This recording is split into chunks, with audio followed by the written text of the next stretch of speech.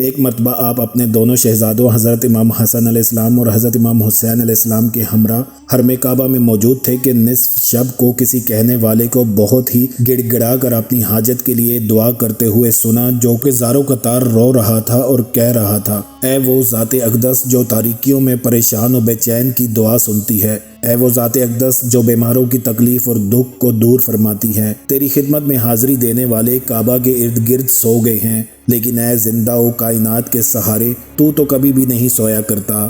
کیا تو صرف اپنی سخاوت سے میری لرزشوں پر اپنی معافی کا وسیع دامن پھیلا دے گا؟ تیری ہی ذات کی امیدیں لے کر حرم پاک میں مخلوق اکٹھی ہے۔ اگر خطا کار ہی تیری معافی کے امیدوار نہ ہوں تو پھر خطا کاروں پر تیرے سوا اور کون نعمتوں کی بارش فرمائے گا؟ حضرت علی علیہ السلام نے کسی کو حکم دیا کہ اس شخص کو میرے پاس لاؤ۔ وہ شخص اس حال میں آپ کی خدمت میں حاضر ہوا کہ اس کے جسم کا ایک حصہ فالج زدہ تھا اور وہ زمین پر گھسیٹتا ہوا آپ کے سامنے آیا۔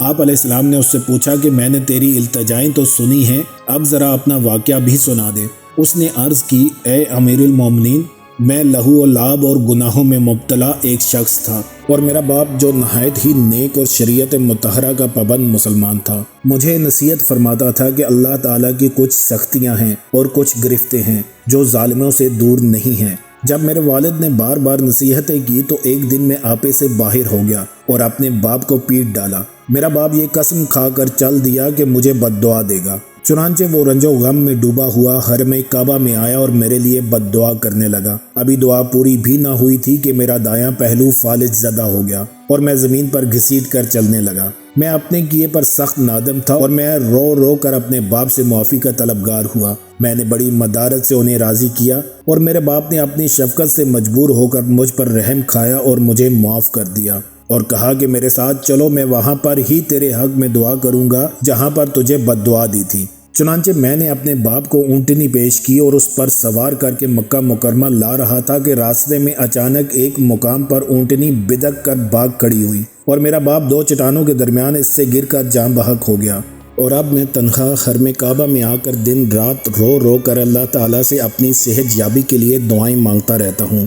حضرت علی علیہ السلام نے اس شخص کی ساری بات سن کر فرمایا کہ اے شخص، اگر تیرا باپ تجھ سے راضی ہو گیا تھا تو اطمینان رکھ کہ اللہ کریم بھی تجھ سے راضی ہو گیا ہے۔ اس شخص نے قسم کھا کر کہا کہ میرا باپ مجھ سے راضی ہو گیا تھا۔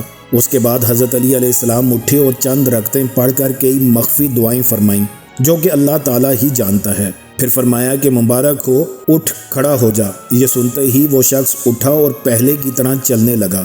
وہ بالکل صحت یاب ہو گیا تھا۔ پھر حضرت علی علیہ السلام نے فرمایا کہ اگر تو نے اپنے باپ کی راضی ہونے کی قسم نہ کھائی ہوتی تو میں تیرے لیے ہرگز دعا نہ کرتا۔